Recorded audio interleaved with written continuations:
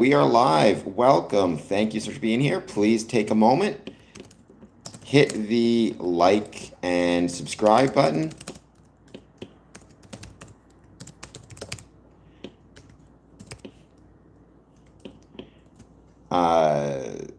Let me know how you guys are doing. Any thoughts you have on Freemasonry, positive, negative, or neutral, let me know.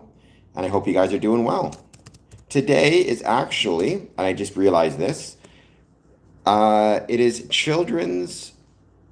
National Child and Youth Mental Health Day. And this week is also Children's Mental Health Week. So it's both National Mental Health Week and Children's Mental Health Week. And I realized that would make a really good day, a really good time to talk about our Masonic youth groups, or more specifically, the way our Masonic youth groups, I'm thinking specifically of DeMolay and Rainbow. However, we have to throw Job's Daughters in there, as well. There's some other ones, but our Masonic youth groups, the extent to which they actually help the mental health of children and young adults ages. Now, it's not the age is for these groups are not the same everywhere in every jurisdiction, but generally speaking, it's about 9 to 21. So we're going to give it a couple minutes. We're going to wait to see who joins. For the first 60 minutes or so, I always just hang out, chat about whatever, just answer questions. We chill out, we relax. It's the second 60 minutes where I tend to go more with specific topics. But yeah, it is Child and Youth Mental Health Day today. So we actually have within Freemasonry some youth groups. A lot of people think Freemasonry is an exclusively adult organization. Our lodges, our Masonic lodges, are adult. However, you have to be at least 18 or 21 to join. However, our youth groups, DeMolay, Rainbow, welcome young men, young women, children from all across, really, they exist all across the world, in fact. There's some great youth groups here in Ontario. There's DeMolay, there's Rainbow, so yeah. For the time being, though, let me know how you're doing, and any thoughts you have on Freemasonry, positive, negative, or neutral, let me know. By the way, on a side note, I completed my census, 2026 census. I would recommend, sorry about that, I recommend everybody in Canada do so as well. It was easy, it was quick, took me maybe 10 minutes, and it's through completion of the census that the government and Statistics Canada are able to learn what resources are needed in which areas, in which parts of the world, or which parts of Canada, I should say. Like, one of the questions they ask you about on the census is, have you experienced homeless, lived in a shelter, been without a home or without stable shelter for a length of time? If they see, for example, that there's a significant number of people homeless in a community, they can note that and encourage the government, or the government can look at perhaps dumping more resources, more shelter space, more bed space, more programs into that region. And by the same token, if they find there's an area that, let's say, has received a significant amount of funding for homelessness, but people are reporting in the last year, a significant drop in being homeless, maybe that means the programs and services are working and they can be reallocated. Good morning, Phil. Thank you for being here. Please hit like and subscribe. Happy McHappy Day to you as well, Dad. Looking forward to seeing you in about a month. I think a little bit less than that. I forget exactly when, like around June 5th, June 6th. Looking forward to seeing you. It's going to be awesome. Thank you for being here. Please hit like. Please hit subscribe if you're new. So that's a political question. Freemasonry is not political. Having said that, I'm not a fan of Donald Trump myself personally. And as for the war, what I hope is everybody's going to be okay. I know that sounds cheesy. There's a lot of Freemasonry in the Middle East, a lot more than people realize. Outside of the Grand Lodge of Iran in exile, you have Freemasonry in Lebanon, Freemasonry in Israel, Freemasonry in Jordan. Soldiers, civilians are all Freemasons, families of Freemasons. There's Freemasonry on military bases in the Middle East, so just keep that in mind. Well, I'm not a big fan of trolling or sarcasm, Reg, so you can leave the channel. Good afternoon, Michael Moore. I don't know if this is true in the States, Michael Moore, but as I was noting, in Canada, today is National Child and Youth Mental Health Day. It's also Children's Mental Health Week, as well as just Mental Health Week in general. Um, as somebody who's been involved in DeMolay or is involved in DeMolay, right? I figure that might be relatively. I'm going to talk about it because many young people, many youth, both male and female, are reporting significant issues with developing social connection, with maintaining social connection, with feeling loneliness and isolation. In Canada, I think the number was like, oh, I actually just posted this yesterday. Now I can't remember it. Let me get the exact quote. 17%, if I recall correctly. But let me just double check. Dun, dun, dun.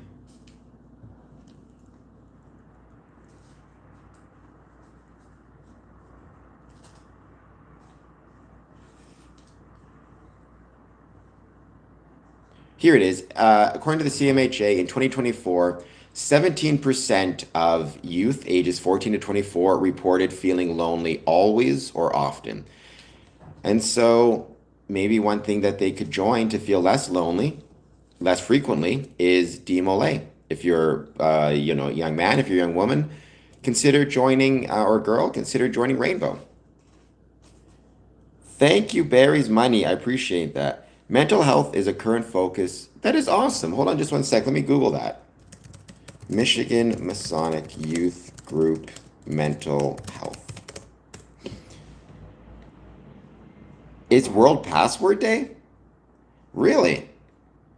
Well, you know what? Let us use World Password Day as a reminder that we within Freemasonry, especially if we are a secretary, a treasurer, have access to very private personal information. We often have lists of our lodge membership, including their addresses, their phone numbers, their date of birth. We may have information about their family. If we know them well, we may know information about their medical history somehow.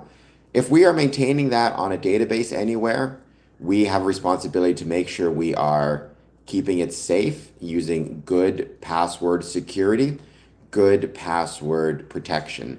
And that includes, changing your passwords regularly.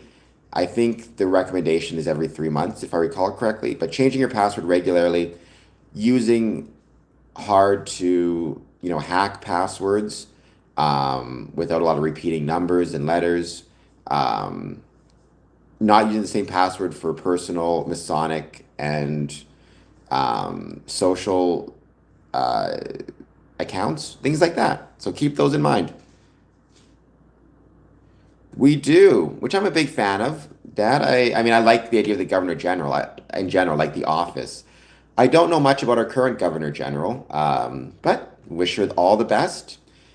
I like the idea of being a monarchy. I like the idea of being a constitutional monarchy, more specifically, not a monarchy fully, but a constitutional monarchy. I think that's better. I think it creates less problems down the line than what we're seeing now in some other countries. Um, Definitely, indeed. Let's see. Well, there's a National Masonic Foundation for Children. That's cool. What I would say is, I think a lot of times we focus on mental health for adults. Mental health for kids is a really important, and youth is a really important subject as well. In the same way, connection and support for, or in the same way, connection and support through Masonic lodges can help adults experiencing loneliness. Connection and support through DeMolay or Rainbow can help youth experiencing loneliness. That's that's okay, Sarah. But keep in mind, and I always appreciate, Sarah, all of the support you provide the channel. I'm grateful for it. Having said that, Make sure that you're taking care of yourself first. Don't provide any support that you can't afford, obviously. And if you're drinking, maybe, wait till the next day before you start looking at potentially donating to the channel. But I am grateful. 320 changes direction. Let me look up that.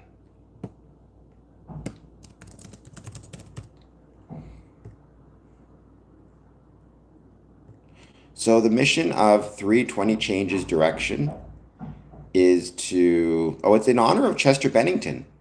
Um, okay, from I can't think of the name of the band now. Linkin Park. The idea for 320 is born of my personal experience and recognition that we can do better to address the needs of those suffering with mental health concerns and addiction. For 13 years, I watched my husband, Chester, struggle with depression and substance use. I often felt scared and alone. I was uneducated about the challenges he faced, and I wanted information, but finding answers to my questions and available help for our family was very difficult. So the 5 are to remember and honor Chester Bennington, post a selfie, to show you know the signs, changes directions. Make a pledge of the 5 signs and learn healthy habits. Donate to 320 to help us change direction. Anniversaries can be difficult for all of us. Learn the 5 signs and reach out. Join us on social media. Together we can hashtag change direction. Okay.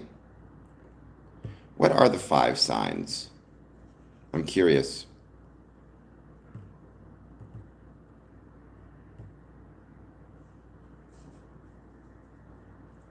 That as Lincoln Park, that's right. As you should be, Michael Moore, and that's awesome. So good for you. Good for DeMolay, I should say.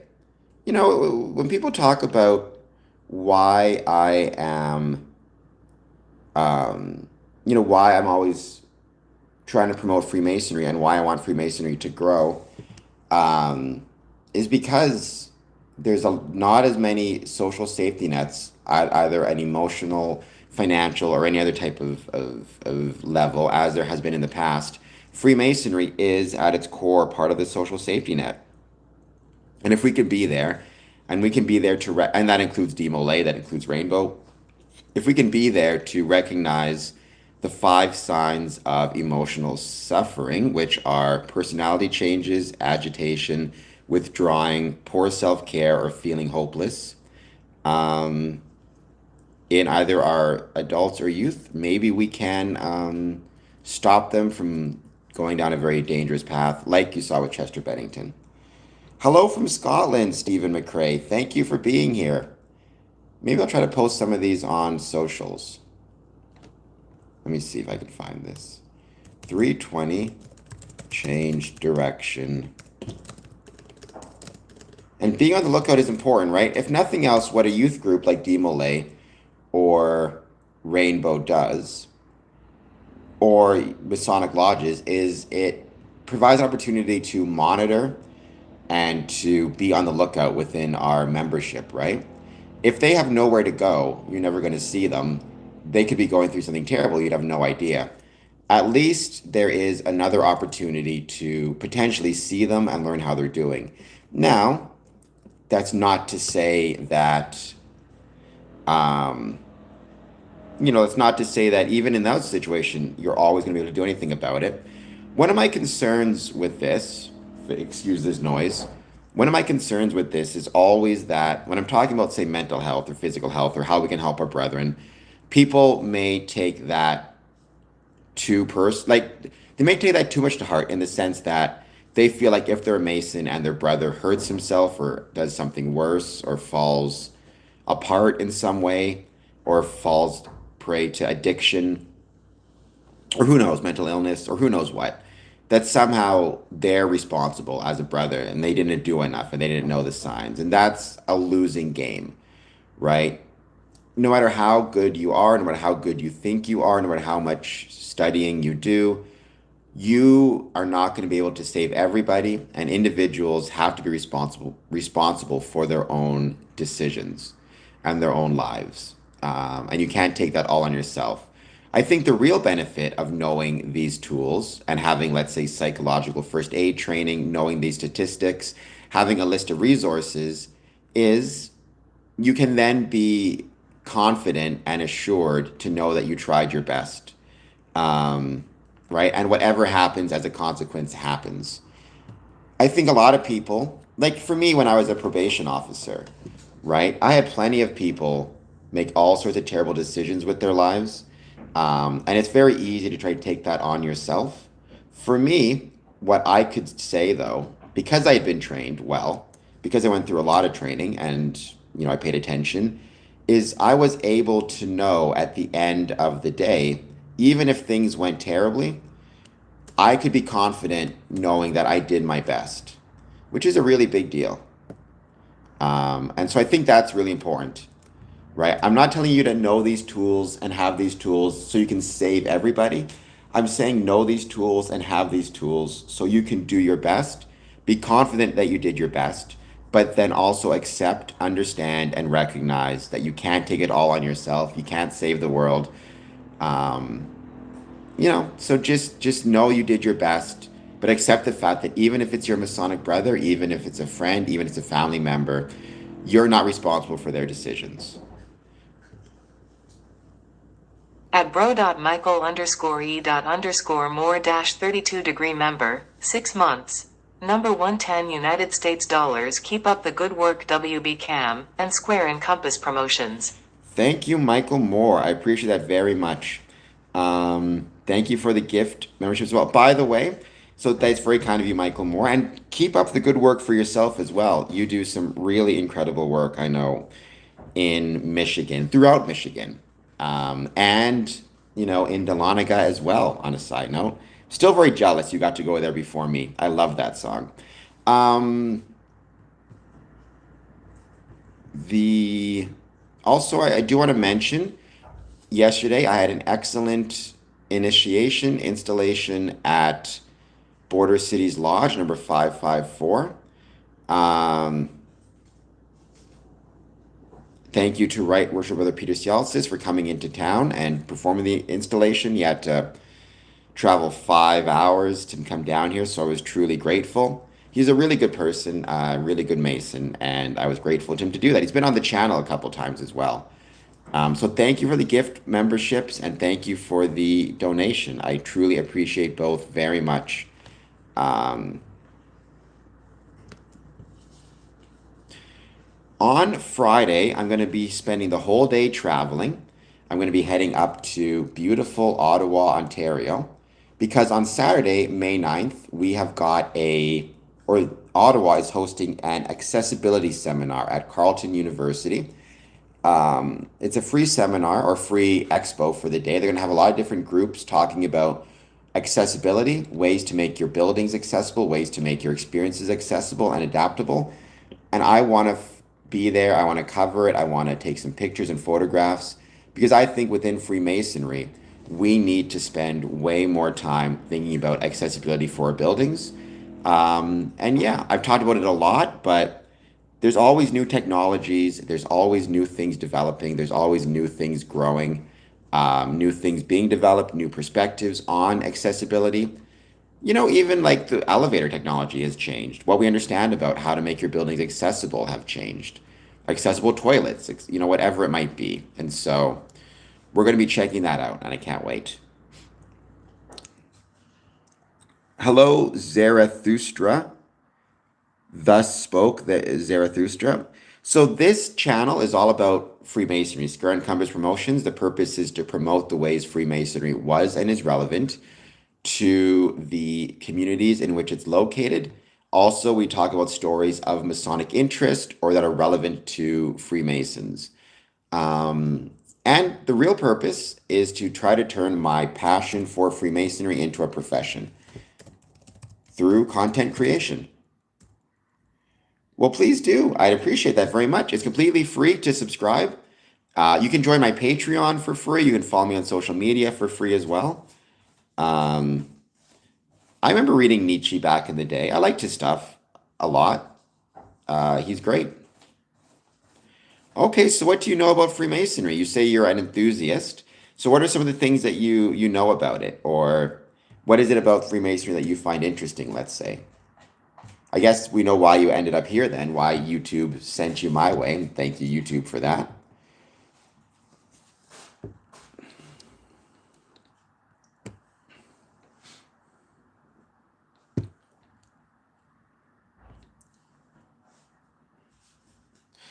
Well, I'm waiting for Zero Thrustrap. By the way, I cannot wait to get back to Ottawa. Ottawa is a place that is incredibly close to my heart. So I like the universal consciousness. So the idea that every time a new Mason joins, he becomes part of a kind of universal. He becomes part of a universal kind of idea, the value of spending time with others, that's for sure. The sophistication and universalist principle of brotherhood. Okay. Um, the egg.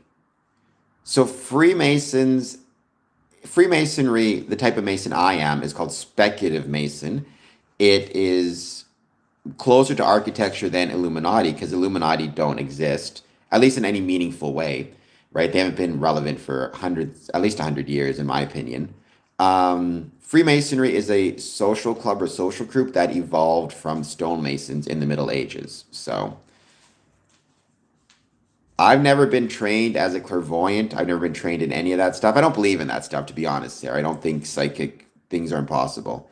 Yes, lodges aren't for dating. Hello, Luciano Fort. Thank you for being here.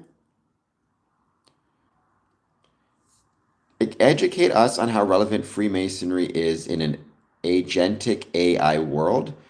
I'm not sure what agentic means.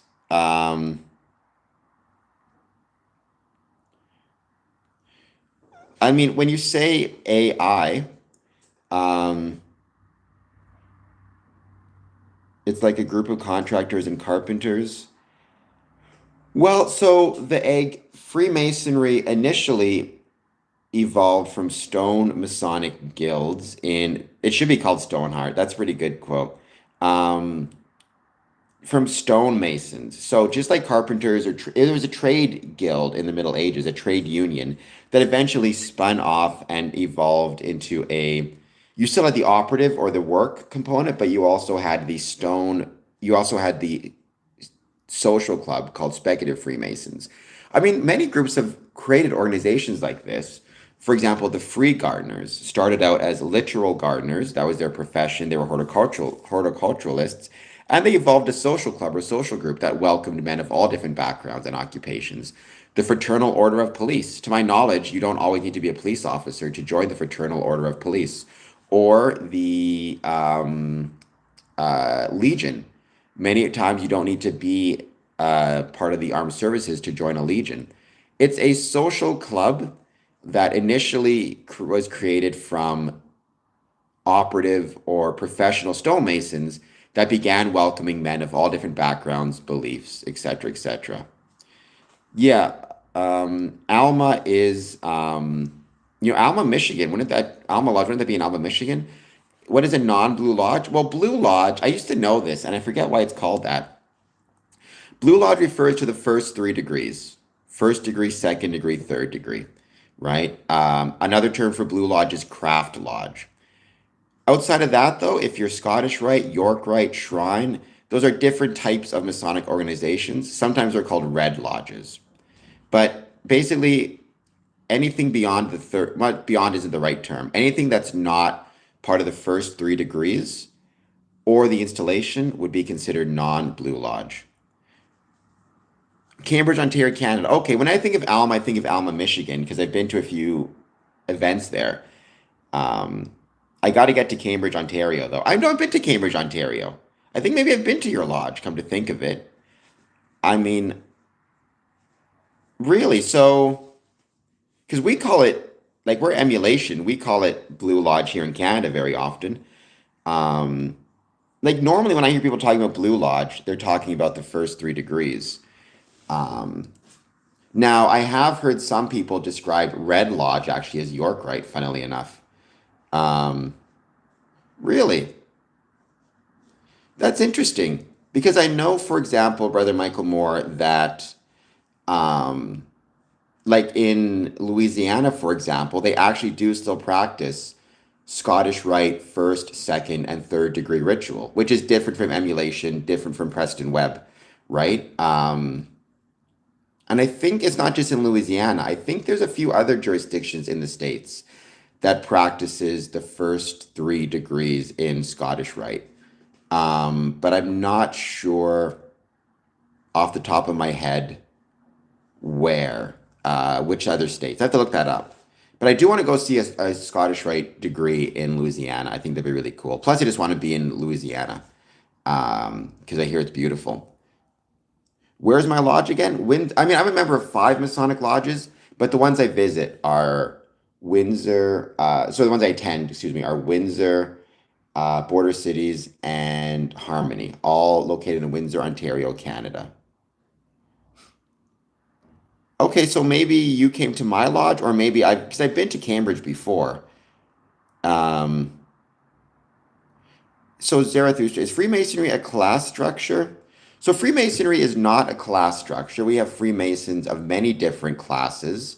I mean, we have janitors to lawyers to plumbers to unemployed to carpenters to captains to retirees to pensioners, like anywhere in between. I don't like to even think about it in those terms because there are some janitors who probably make more money than lawyers, depending on their skill level and the company for which they work and how much, the types of jobs that they're given, because that can be a catch-all. Custodian can do a lot of work and have a lot of very specialized skills. The point is, content creators, right? Freemasonry values the internal, not external qualifications of man. And internal qualifications is not going to be concerned with your class. It's going to be concerned with um, your dedication to being good and honorable. Hello, Rut Row. As you should be. I mean, one thing I don't like, and I'm trying to be better about it, but I keep failing, is because people will say, Freemasons are all rich and powerful people. And I will respond, Freemasons can be janitors. You can be a janitor and you can be rich, or at least make a good living, depending on, again, where you work and the type of duties that you're given.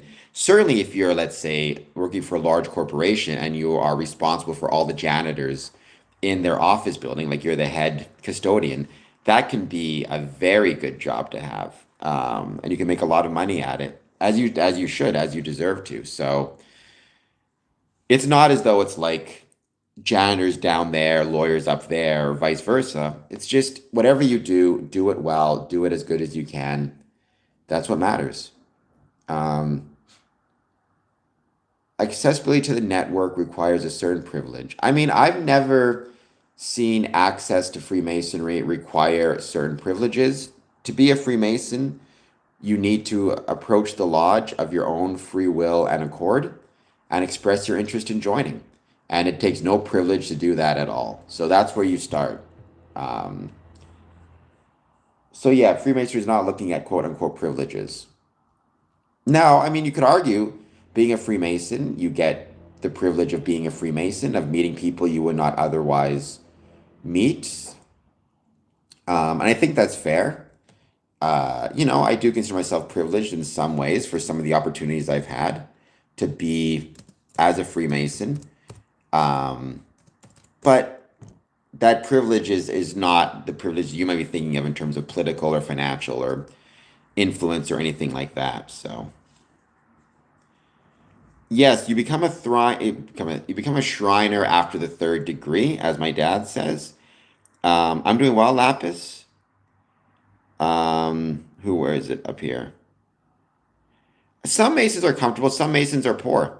So a 33rd degree, I forget what that is actually called, but that's just an honorary degree, an honorific degree within Freemasonry or within the Scottish Rite specifically. A Shriner is a separate appendant body. It's not part of the Scottish Rite. However, many are both. And you need to get your 32nd degree to be eligible for your 33rd. but you can become a Shriner after you get your third degree. So there you go. Inspector General, there you go. We are all equal, meet on the level, and part on the square. Since you're in the northern jurisdiction, Northern America, which is what I assume. Well, so that is true, and that's a really good point to keep in mind. Freemasonry, as a general, what you need to remember and understand is Freemasonry is not a global like there is no single governing body that controls Freemasonry. There is not even a single kind of rule as to what Freemasonry is. It can look very different depending on where you are and also what you're calling Freemasonry. For example, there are many groups that call themselves Freemasons that I would consider to be clandestine. So I would not be able to meet with them or attend their lodges. So you need to be really careful and remember Freemasonry is decentralized. But in my experience, the legitimate Masonic lodges, the ones I would consider to be legitimate, very often are not, for example, requiring privileged membership or you have to have a certain amount of money to join or whatever it might be. I've usually found that they are ones, they'll charge whatever they need to charge to keep their lights on.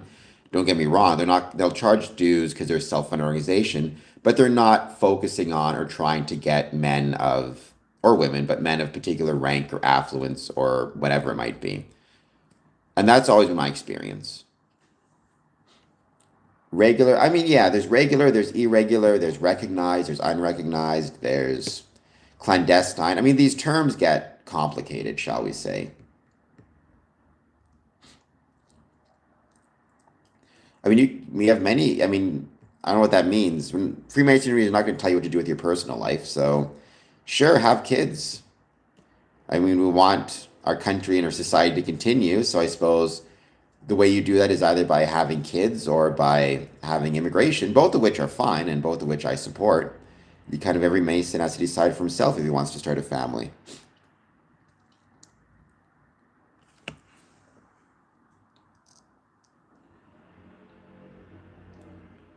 I'm still waiting. Yes, brother Michael Moore. Me too. Um, if you were describing to a 5-year-old, what do Freemasons practice? If I were describing Freemasonry to a 5-year-old, I would say that Freemasonry is not a practice. Freemasonry, at its core, is a belief that is worth spending time with other people. That's it. It's a very formalized structure, which is meant to provide an excuse and a reason to spend time with other people. Um,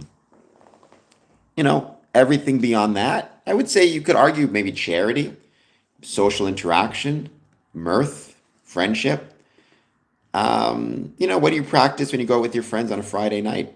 It just happens to be that Freemasons have been going out with their friends on Friday nights for about 300 and something years. And when you do something for that long, you develop certain rituals, practices, whatever it might be. So there you go.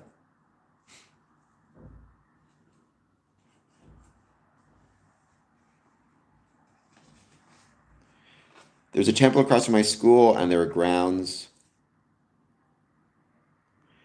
Freemasonry is all about family. You got to say that in you got to say that in a Vin Diesel voice.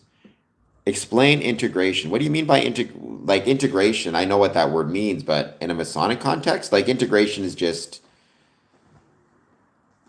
bringing in different people or different values, different beliefs, and integrating them into a common cause.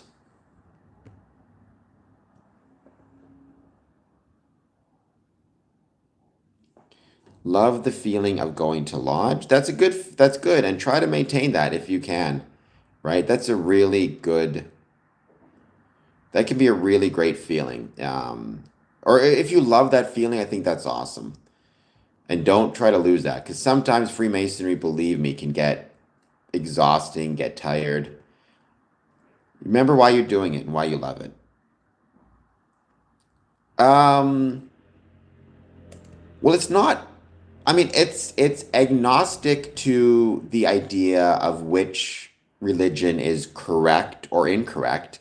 So if you come in and you are Jewish or Christian or Muslim, you can believe in your heart that you are correct and everybody else is incorrect, and that's perfectly fine.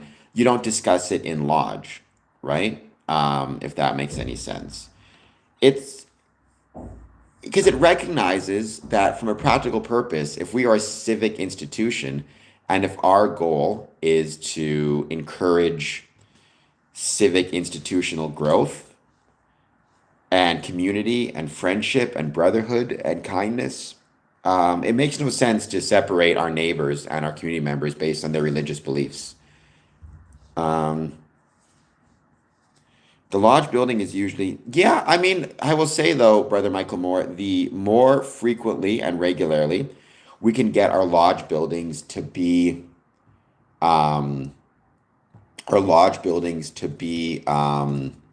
occupied, I think the better. Find a way to use it during the day. Organize coffee clubs, special events, whatever it might be. Like, believe me, you're going to see dividends. The more regularly a building is used, the more likely it will be to be successful and to be relevant in the community and relevant to the lives of the community.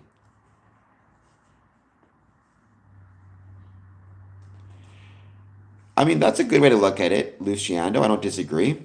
Who's someone popular that is a Freemason? Brad Paisley. Like when you say popular, one of the issues we have right now, I think for a while, is there's nobody popular because he's a Freemason, right? I think that's the biggest challenge we face. Like Brad Paisley's popular because he's a musician, not because he's a Freemason. Shaquille O'Neal is popular because he's a basketball player and a very good person, like very charitable, not because he's a Freemason.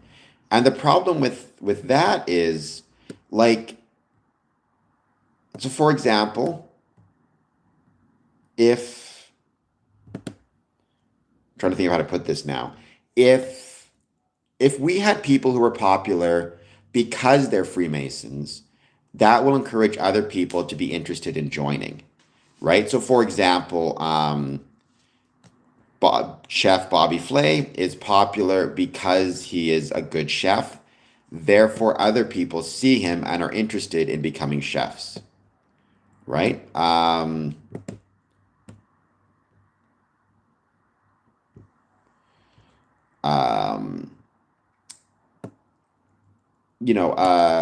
Prince was popular because he's a great musician. That makes other people interested in being great musicians. What we need is something to be popular specifically because they are a Freemason, and therefore that will get Conor McGregor was popular because he was a mixed martial artist. That made other people interested in becoming mixed martial artists. At Lapisexualis number 2 Australian $10. I don't know where people get Moloch. Drives me crazy. Um, what is Christ conscious? I'm not sure. No ritual sacrifice for Moloch. George Washington and Ben Franklin were Freemasons, but as well with them, it's the same thing. Whereas, they were. I mean, honestly, Ben Franklin might have been popular for being a Freemason. He was well known as a Freemason, but George Washington was certainly popular for being the first president. What we need people to be fans of Freemasonry, and for people to find that worthy of celebration, right? It's like Shaquille O'Neal is a Freemason, but he's popular because he's a good basketball player, a great basketball player. Brad Paisley is a Freemason, but he's popular because he's a good musician. Um, Stone Cold Steve Austin is popular. He's not a Mason, but Stone Cold Steve Austin is popular because he's a wrestler. Whatever it might be, Strickland, MMA fighter.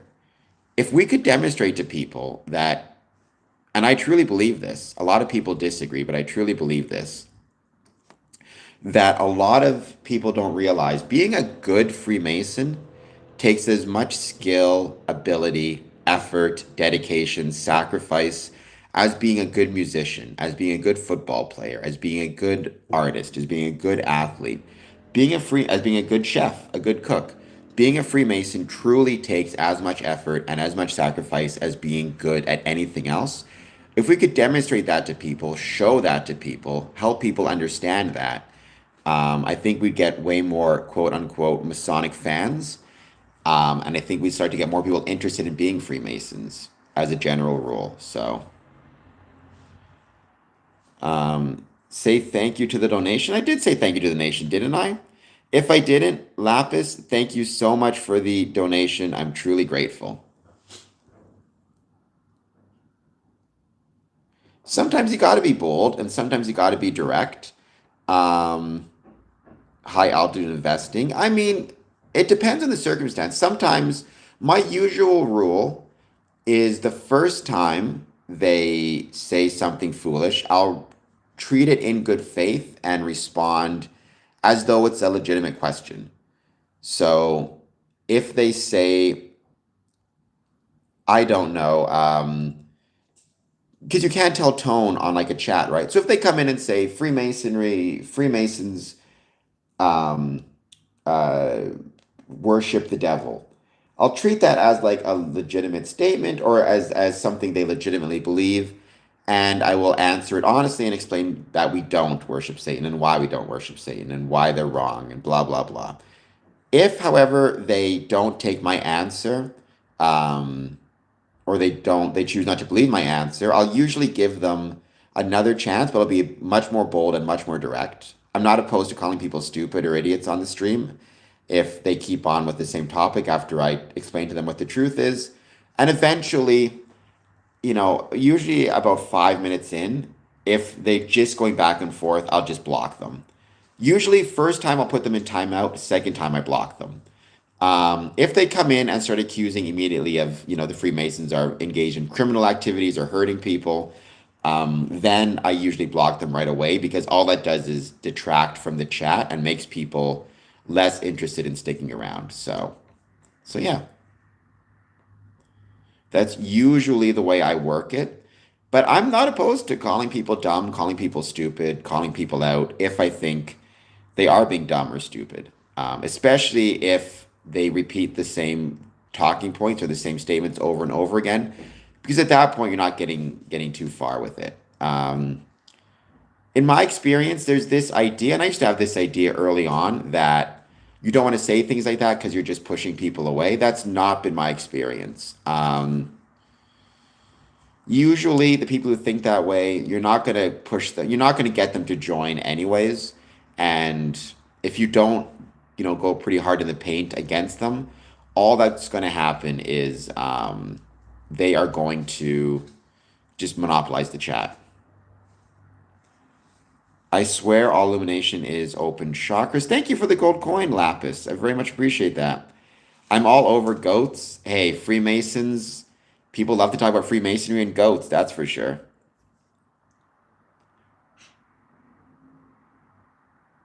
I mean, you got to pick your time. Aggression is a poor educational tool, but that's assuming that every conversation and every kind of purpose, every discussion needs to be educational. Sometimes it does. Sometimes, though, it's not about being educational in that moment, right? So, for example, if I'm working with someone who's not interested in listening, all I'm doing is detracting from the total of the conversation. Aggression is a useful tool, but you need to figure out how to use it and how to use it appropriately and safely and or effectively. Just aggression for its own sake is not helpful. Um, I like the term hard in the paint. I like that term as well. I'm not a huge basketball fan, but I do like it. Um, what sits in the frame of Masonic epistemology? Is there a Masonic epistemology? I mean,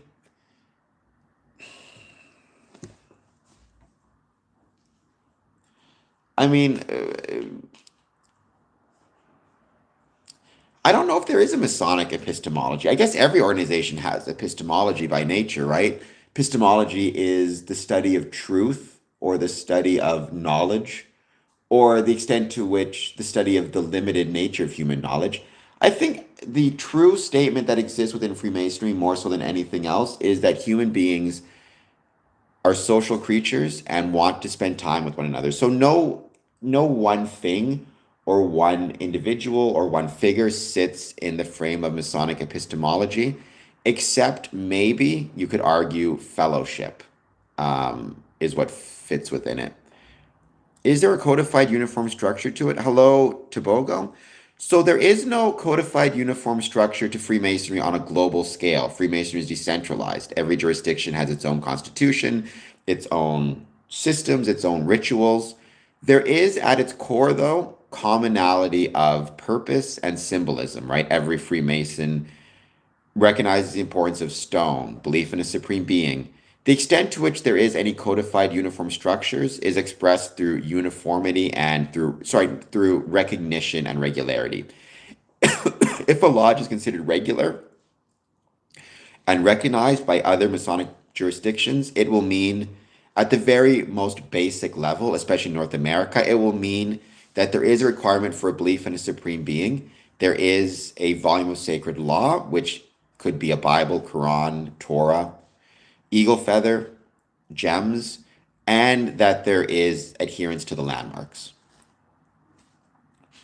One word symposium on Freemasonry, I mean fellowship. Well, so Freemasonry is not going to, like, Freemasonry is not religion. So the term sin is a religious term, right? Freemasonry is not going to forbid things on the basis of quote unquote sin. That's something for a church, or I don't know if other religions have this idea of sin. Within Freemasonry, there's, legal, illegal. If you're a Freemason, you should be complying with the laws of the country in which you live.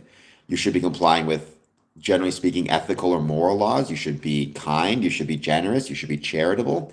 Obviously, if you're out there killing people, you're going to find yourself, banned from Freemasonry. If you're out there hurting people, within Freemasonry, at its core, it's about being a good man. It's about being honorable. It's about being trustworthy. Since the Anderson constitutions, right? And so everything that would not be good or honorable or kind is put in a different category, right? It would be something that Freemasonry forbids. Um,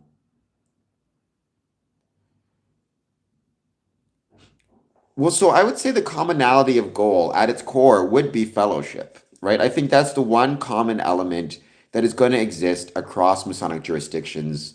And that would even be true for honestly clandestine lodges in some way, unless they're being formed just completely as a scam. But assuming there's a legitimate intention, I would think the most common purpose would be fellowship. Um, and that's going to be true across the world. But the when you talk about a central thing, like in North America versus, let's say, South Asia, one of the central things in North America that will be different than a central thing in Asia is the language in which Freemasonry is practiced or Freemasonry is observed.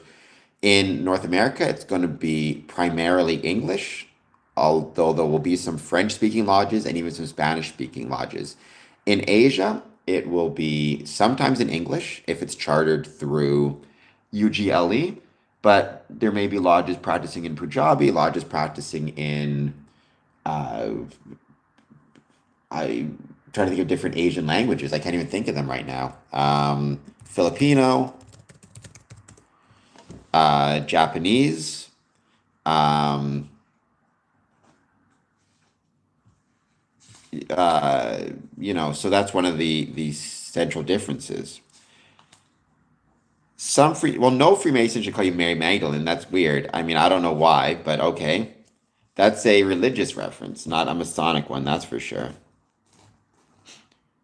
Could you explain more about the Anderson Constitution? So the Anderson Constitution was written probably not exclusively by James Anderson, but it has his name on it. He was a Presbyterian minister who was, asked by the Grand Lodge at the time, the Premier Grand Lodge of England, to create or to write the constitutions that would be responsible for governing Freemasons in England and at the time around the world. Um, he took a lot of knowledge or a lot of in my opinion, a lot of influence or inspiration from the Regius poem But it's a combination of constitutional document, which sets out rules for Masonic lodges, history of Freemasonry, very, very apocryphal history. It shouldn't be taken literally. And the general philosophies that Masons are meant to follow. It also has within it my favorite section of anything ever written about Freemasonry.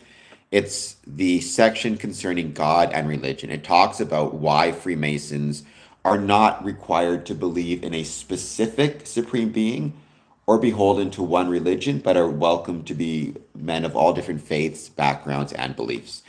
The first ever Masonic document published in America was actually a reprint of the Anderson Constitution done in 1731 by Ben Franklin. So if you ever learn my favorite thing ever written about Freemasonry, check out the Anderson Constitution section on concerning God and religion. I love the working tools. I agree. Oh my gosh, the young, I mean, I've seen Masons join as young as 21 in Ontario. In Michigan, you can join at the age of 18. And I've sat in lodges with young looking people who looked like they were maybe 18, 19, 20, but I couldn't say for sure because I didn't ask them their age. But you don't, I find it's better to not talk about Masons in terms of young and old, but instead to talk about them in terms of newer versus experienced, because you can be 70 and join a Masonic lodge. Happens all the time. I've seen it happen very frequently. So yeah, for my favorite piece of Masonic ritual is emulation second degree working tools. My favorite like written thing about Freemasonry is Anderson Constitution concerning God and religion. So there you go.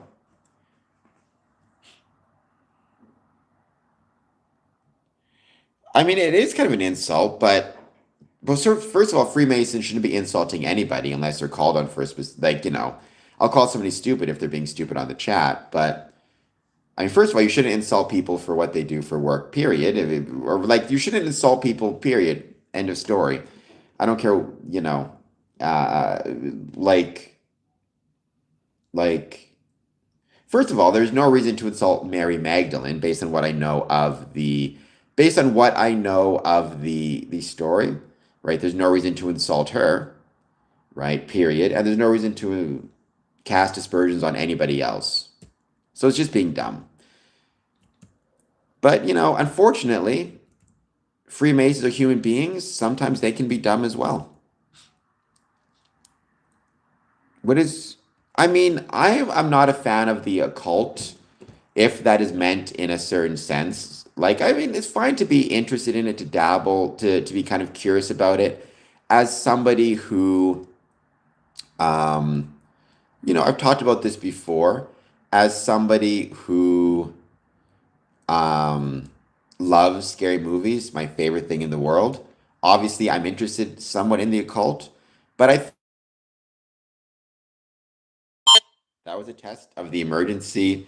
Very sorry about that. That was a test of Ontario emergency system. I forgot they were running it today. I guess we know it's working. Um,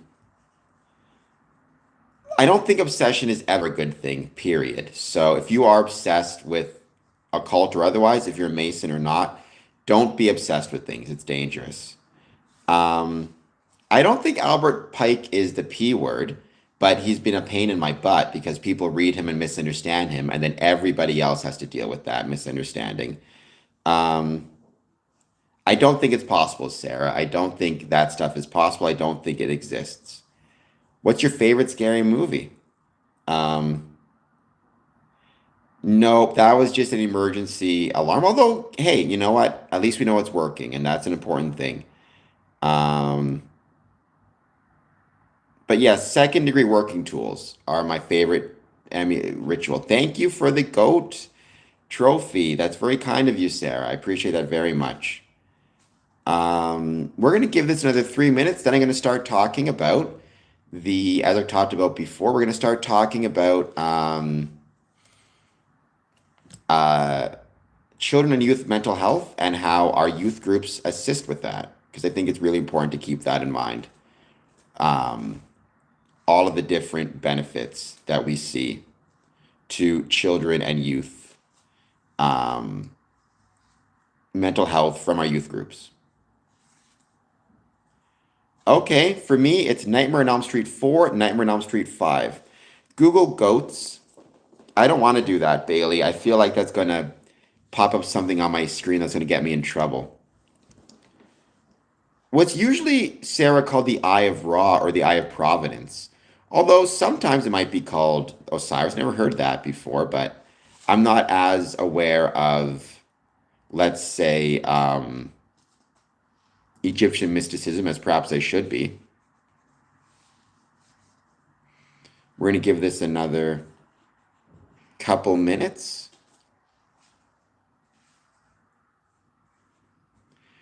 Well, the goat symbol doesn't, it's something from Google. It doesn't symbolize anything other than it's a way to show support for the channel and help me turn my passion for Freemasonry into professionalism. So if anybody out there wants to send me some gifts, anything from a goat trophy. I mean, goat means greatest of all time. I'm not the greatest of all time, but that's a whole other can of tuna. I'd appreciate it.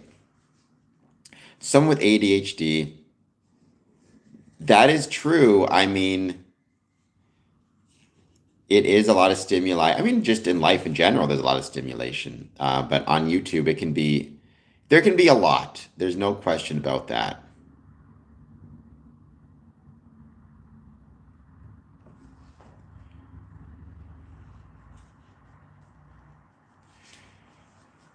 Well, the persecution from Hitler, there's a lot of reasons for it. Primarily, it is the nature of a fascist regime to create enemies.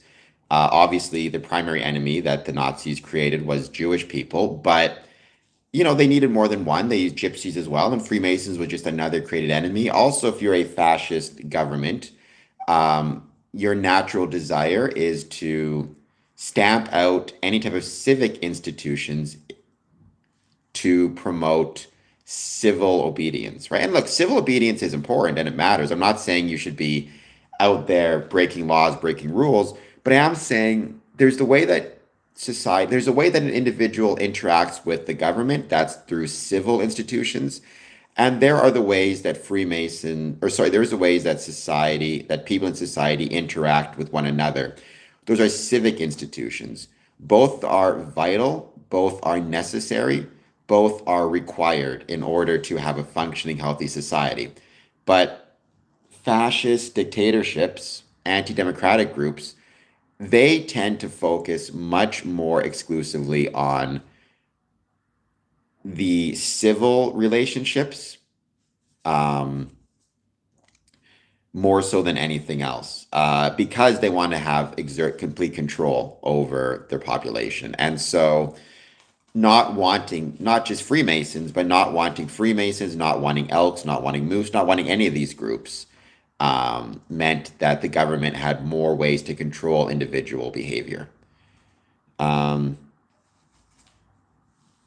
if they believed in Templar lineage, then they were falling for something. There's no literal Templar lineage, rather it's apocryphal, but valuable nonetheless.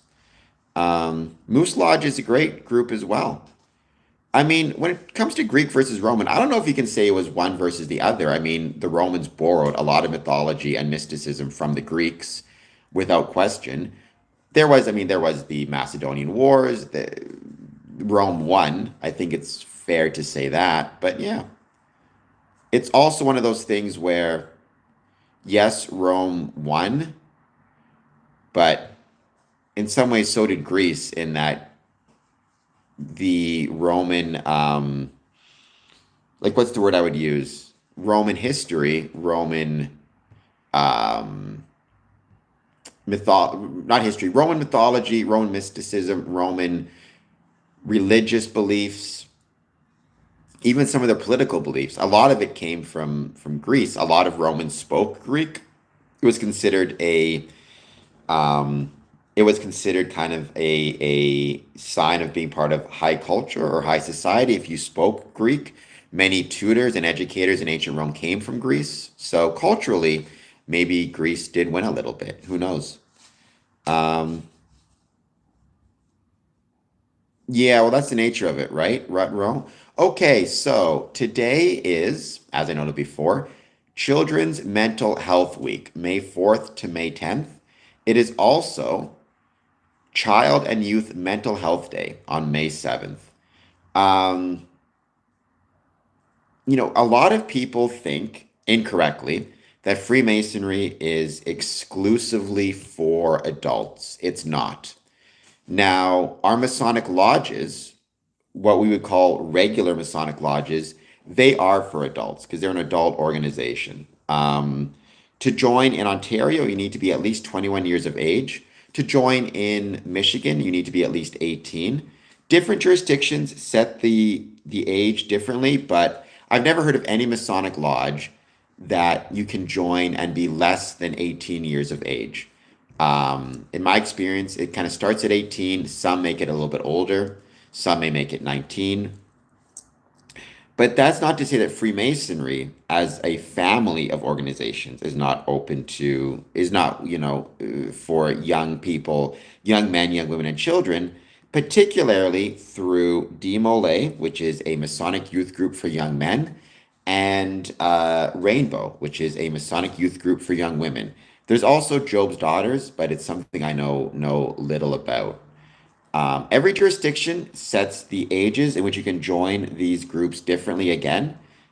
But in my experience, generally, you can be a DeMolay from ages 9 to 21, and you can be a Rainbow from ages 9 to 21. Um, just like with Freemasonry, the goal of these groups is fellowship. They combine fellowship with mentoring, teaching, values, because they're younger people, right? So obviously, you have a natural mentorship relationship that can develop within these organizations, within these youth groups. The theme of this year's the theme for this year's Mental Health Week is Come Together, and that includes for National Child and Youth Mental Health Day, which invites all of us to strengthen our connection to ourselves, to one another, and to our communities. At its core, this theme recognizes that connection is foundational to mental health and well-being. That includes connection for, adults, but also connection for youth. Children's Mental Health Week is an opportunity to raise awareness about the importance of connection, highlight the critical role of community-based mental health services, and call for action to build a more connected and responsive system of care for Ontario's infants, children, youth, and families. This year, we're using the opportunity to strengthen advocacy for community-based care, highlighting its role in building connection and belonging. Connection is foundational to mental health. For children and youth, connection to self, family, peers, and community is one of the strongest predictors of well-being, resilience, and long-term mental health outcome.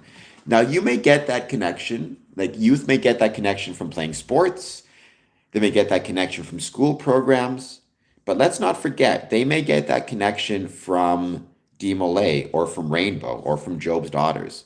All of those provide connection, which will create a strong predictor of well-being, resilience, and long-term mental health outcomes. I don't necessarily denounce Aleister Crowley Donaway, but I'm not a fan of him. He was almost certainly clandestine. I mean, there's some evidence he made his way into a lodge in England that was legit, but he joined a lodge in Mexico that no one had ever heard of. He then became a member of the Grand Orient, which is clandestine. So he's one of those guys who is more clandestine than legit. Connection directly shapes outcomes for young people. Young people who feel connected experience lower levels of anxiety and depression, higher resilience, and a stronger ability to cope, while those without positive social relationships face significantly greater mental health risks. Too many young people are experiencing a growing disconnect. Despite needing connection the most, youth report fewer positive social relationships than older age groups, alongside rising mental health challenges. This gap must be addressed. And I think DeMolay and Rainbow can address that gap. Community-based services are critical to building connection and serve as a beacon in many communities across Ontario. Child and youth mental health services across Ontario serve as a beacon for connection by supporting families, fostering peer relationships, and ensuring young people feel seen, understood, and supported in their communities. Investing in community-based care means investing in connection. Strengthening mental health outcomes requires sustained investment in accessible, community-based services that build connection and belonging for children, youth, and families across Ontario. I've talked about this a bunch of times in the past. I primarily within the context of adult connection, but for children, it's just as important. Like, why is it important that our buildings are accessible? Well, first of all, it could just be the law, and it could be necessary that we ensure our buildings are accessible. But if we as Freemasons have the opportunity, whether it be through youth groups or adult programs, to help reduce loneliness among, let's say, youth populations and provide connections between youth, well, we need to foster that sense of belonging, and that starts with our buildings. If you're a young person and you're feeling lonely or isolated, and you come out to a DeMolay event, but the building is not accessible, there's no elevator, and you're in a wheelchair, or in winter it's not properly shoveled, so you're getting stuck in the snow, or the doors don't work, or there's no braille, whatever it might be, and you're blind, are you going to feel welcome? Are you going to feel like part of the group? Or are you going to feel like you're separate from it, right? It's one of those things where it's little, but it matters, right? So I'm just pulling this up as well. It's not even little, I shouldn't say. It matters. It's important. Right? Connection, this is a quote, connection is one of the most powerful tools we have to support and protect children and youth mental health, said Cindy Prince, interim CEO of Canadian Mental Health Organization. When young people feel connected to themselves, to others, and to their communities, they are more resilient, more supported, and better able to thrive. We need to ensure every child and youth in Ontario has access to the relationships and services that make that possible. Connection strengthens mental health. Connected youth are 66% less likely to experience health risks and poor mental health. Connection is built in community. Investing in care brings people together. Connection is fundamental to mental health. Throughout our network of child and youth mental health services, Children's Mental Health Ontario has 4,000 child and youth mental health care workers across Ontario ready to help parents and their children. No problem is too big or too small. Our centers offer virtual, phone, and in-person appointment and walk-in clinics. Sessions are available for parents, caregivers too. You don't need a referral or an OHIP card.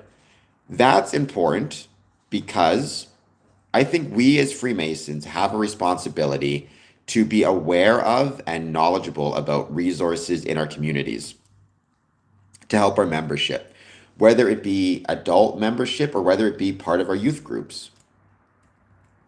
If we discover, for example, that, let's say we're involved in DeMolay, and we discover that one of the children, one of the youth in DeMolay is struggling for whatever reason, maybe parents are getting divorced, who knows what it is. But we discover that they're struggling and they're having a difficult time. Maybe we think they need a crisis center. Maybe we think that they need to call somebody. Do we have the knowledge and the resources to give them and say, okay, you're struggling a lot. We're here for you. I'm here for you, but you might need more than just me. Here's a number you can contact, right? For example, in Windsor, Hotel Dieu Grace Healthcare Regional Children's Center. Population served 0 to 18 years of age. Do we know the crisis number to give them? Do we know, a lot of times like psychological first aid is just about having the knowledge to pass on, right? Do we give, let's say, people from DeMolay access to the free or knowledge about the free 24/7 crisis support lines for youth in America that's available immediately via phone and text? Key resources include the 988 hotline for self-harm, texting home to 741-741, or calling the Trevor Project for LGBTQ Youth at 1-866-488-7386. There's also a teen line, 1-800-852-8336. So keep those numbers in mind. And if you're involved with DeMolay, if you're involved with youth, know what's available, know what resources are available and what's necessary. Should they need help and should they need assistance? Also, some of those numbers, like 988, great for adults as well, great for Masons who may be struggling. Well, Thomas, you're welcome. You could also, if you're going to do that, hit the like and subscribe button. Not seeing your dog, Chronic, you're on your own. Yes, I am a traveling man, Sarah. Yes, indeed. So that's interesting, Pastor Sempa. Do I think there should be more emphasis on building long-lasting connections in schools? The problem with trying to build a long-lasting connection in schools is by its nature, school does not last long. It can feel like it's lasting a long time while you're doing it, but the truth is school does not last a long time, right? School lasts 3 years. High school anyways, 10, 11, 12. So is it really fair to put this idea of long-lasting connection on schools? Like, I think Freemasonry in some ways is a better mechanism, a better organization to focus on long-lasting education long-lasting connection, because you can join Freemasonry at 21 and be a Mason until you're 50, 60, 70, whatever it might be, 80. I think in some ways the purpose of schools should be just to focus on the skill you need to develop connection. However long those connections last is kind of outside of our control, right? I appreciate the trolls in here trying to bless my heart. I hope they'll bless the subscribe button and the like button and the super chat button as well.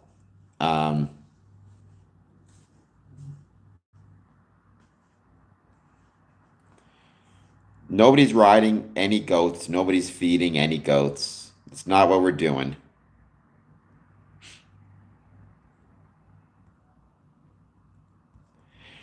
It's kind of funny, the story of where that came from, but that's for another day.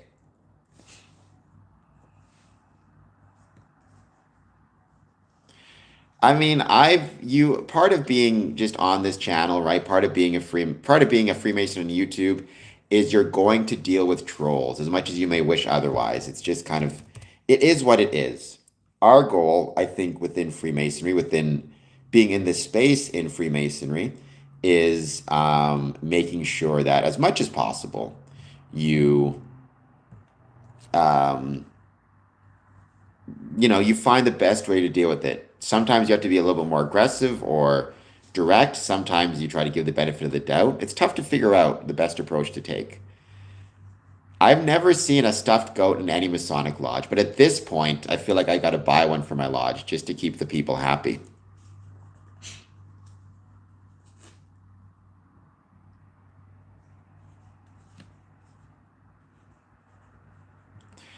I don't disagree. I have my cat, Bandit, and without a doubt, I think when I'm feeling sad, my cat can make me feel a lot better. So I don't disagree with that at all, by any means. We'll get a stuffed goat and a stuffed sheep. We'll get both.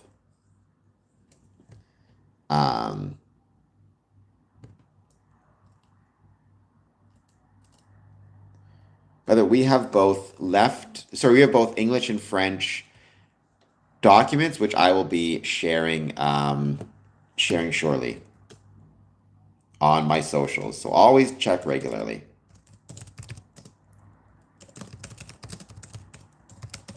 Just to give you guys an idea of in the States, some of these statistics. Youth loneliness in the US is a critical issue. About 8 to 10% of adolescents report frequent loneliness. Over 60% of young adults aged 18 to 22 report significant regular feelings of isolation. The Surgeon General's advisory highlights this as a broader growing epidemic affecting social infrastructure. Again, we as Freemasons, through the promotion and support of and support for DeMolay Rainbow Job's Daughters, can address these issues, can allow young people to feel more connected, less lonely. DeMolay, just to give you guys some numbers, if you are, let's say, in Canada, the website to contact is demolaycanada.ca, DeMolay Canada Home. The contact information there is a web form that you can fill out. They're located in Edmonton, Alberta. Edmonton, Alberta is the headquarters, but there's DeMolay chapters throughout Canada. So demolaycanada.ca. Let me just put that in the chat. That's Canada. For Michigan, I'm going to get that as well because it's right across the border from me.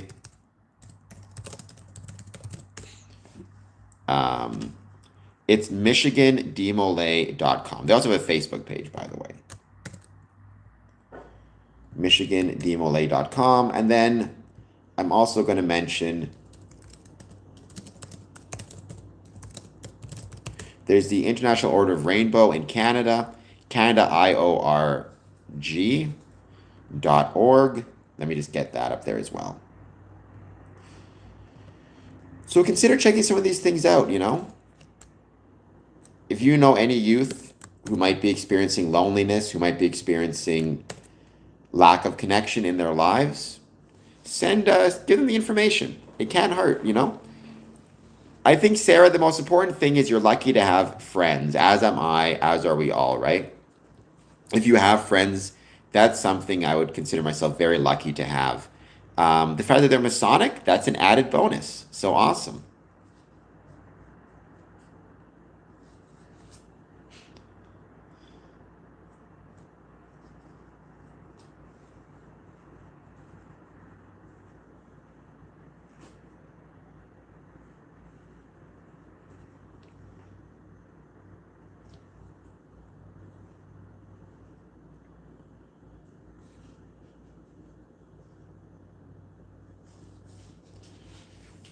We're going to be ending. So at 2:30, I'm going to be ending this stream because I have to go volunteer at the Scottish Rite Learning Center for children with dyslexia. Speaking of connection and, not being lonely, taking part in after-school tutoring programs and after-school educational programs is another excellent way that we can encourage connection. This time, I would say maybe between youth and tutors, but also connection between a youth and themselves. What's really interesting is Children's Mental Health Week is not saying it's just about connection between youth and other youth. They're saying it's about connecting youth with themselves. And to me, I read that as connecting youth with their potential, with their skills, with their abilities, with their passions, providing opportunities to learn how to read for education, for growth. Especially if they're struggling with reading and they get a tutor and are able to overcome that struggle, I think that better connects the youth to themselves. In some ways, ultimately at its core, whether you're talking about DeMolay, Rainbow, Freemasonry, or anything in between, it's about connecting you just as much with other people. It's about connecting you with yourself, connecting you with a part of yourself that you love, that you want to grow, challenging yourself to be better than you thought you could be. All of that stuff matters a lot, and all that stuff is extremely important. So the Masons will sometimes cook hearty meals together for sure. That happens all the time. But as a general rule, it's the junior ward has responsibility to prepare the food.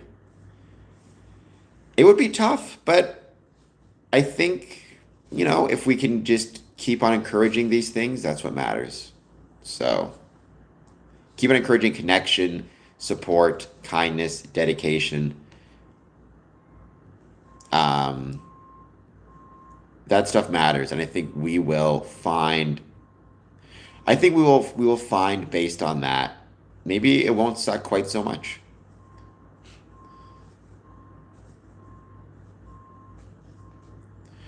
We're gonna give it another, let's say, 5 minutes, 10 minutes or so, because then, like I said, I got to volunteer. But I'll be posting a lot of stuff again on social media, so keep paying attention to that. No worries, Courtney. Where are you going? Where are you traveling to?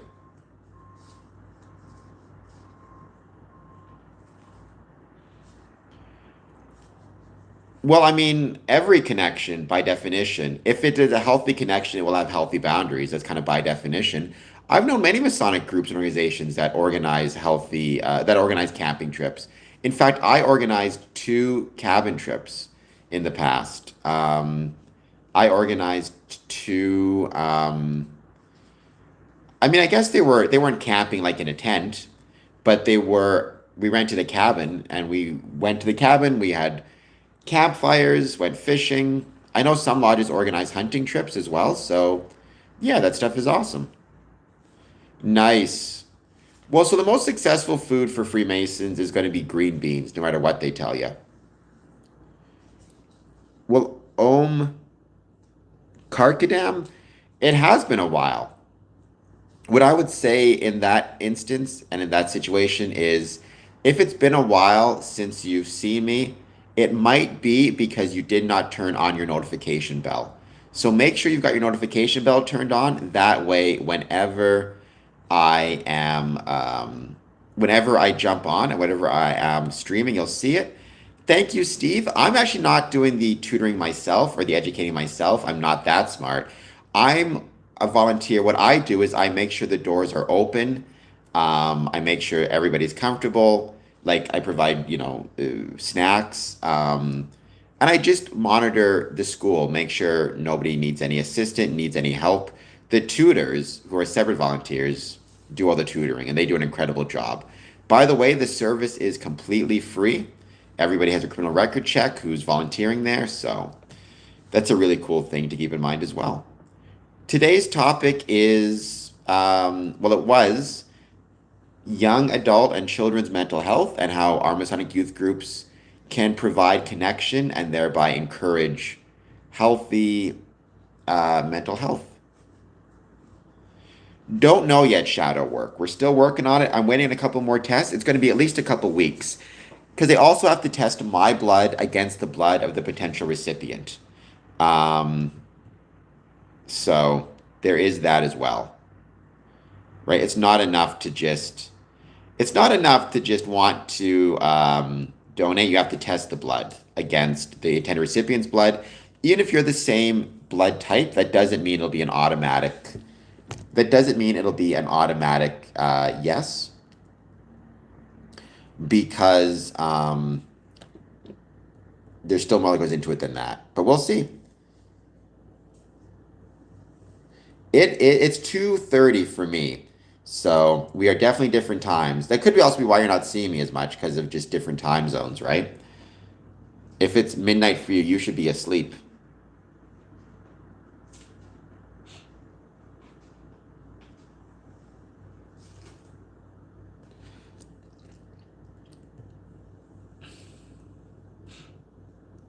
This is the guy, Real J Dog. Thank you so much for being here. I hope that you're doing well.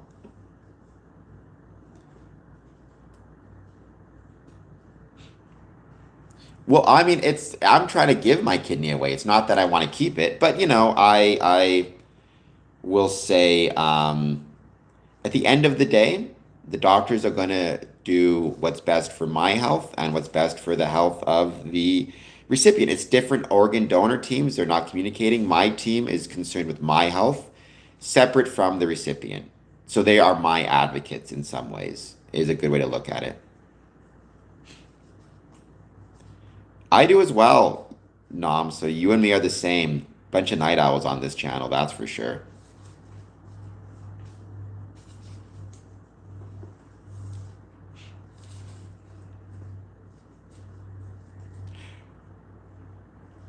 But I do hope everybody is doing well. You're going to be seeing me posting a lot of this stuff, a lot of stuff here on social media. So be prepared to check that out. And like I said, tomorrow during the day, I'll be on a bus traveling to Ottawa, but then I'll be attending an accessibility conference on Saturday, May 9th. So you'll find my stuff there. You'll find me streaming about that because accessibility is necessary for Freemasonry, right? Our buildings, if they're not accessible, we're limiting ourselves in our membership and we're limiting what our membership can do. We're also going to limit our ability for members to like not just join but age into the program. If we have no elevator, no ramps, no whatever it is, maybe you join when you're 25 and everything's great, but maybe now you're 65, 75, 85, you need a walker, you need a cane, you can't take stairs. Suddenly elevator is very important. So just keep that in mind as well. Maybe it does, maybe it doesn't, Rutro. What I would say is check out the West Wing episode called Shibboleth. It's a great episode of the West Wing. It's one of my favorites. And check out what President Jed Bartlett has to say about it.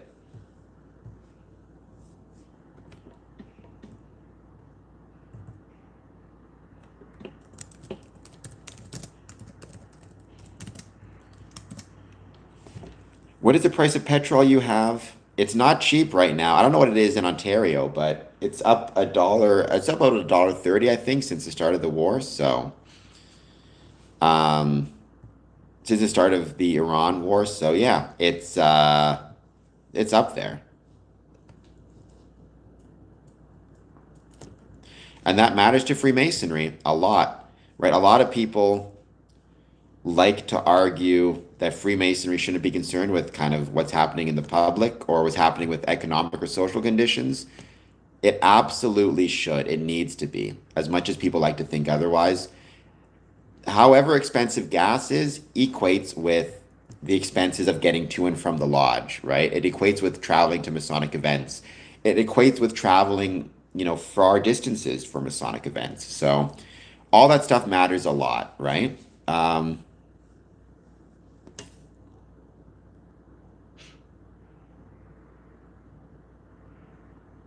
Well, there you go. Brother Michael Moore going with the actual textbook definition. Check out The West Wing. It's a great episode. Um, I think if something is being used medicinally, which means, prescribed by a doctor, then it should be less stigmatized for everybody, right? I don't care if what it is. If a doctor has prescribed it to you, it shouldn't be stigmatized. Nor should addiction issues be stigmatized. Now, that's not to say I don't care whether it's marijuana, I don't care whether it's caffeine, too much coffee. Substances can create problems. You need to be really careful and pay attention. But as a general rule, I don't believe in stigmatization. I do believe in being on time, though. So I have to run. Thank you, everybody, for being here. You'll see me tonight. You won't see me tomorrow, except for like social media posts. But you should see me Saturday when we talk about accessibility and our Masonic buildings. Talk to you guys soon.